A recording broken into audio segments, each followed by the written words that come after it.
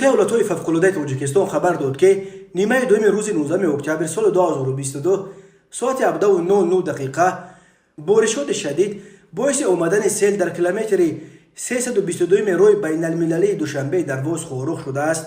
سیل در این قطعه راه که از حدود دهه شکیف جماعت نولوند نوی در واز ولایت مختار کوهستان بدخشان می‌گذرد رخ داده سببگار بسته شدن راه برای رفع نقلیات شده است.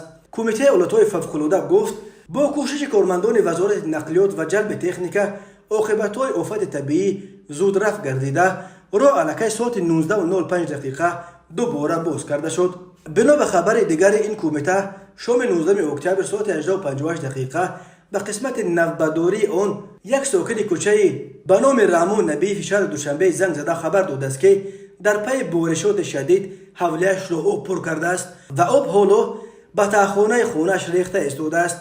به جای حادثه گروه نوبداران ریاست حالت‌های فوق‌العاده پایتخت سفربر گردیده از تاخانه و اولیه منزل این ساکن دوشنبه با تجهیزات مخصوص آب را از تاخانه و اولیه منزل این ساکن دوشنبه بیرون کشیدند.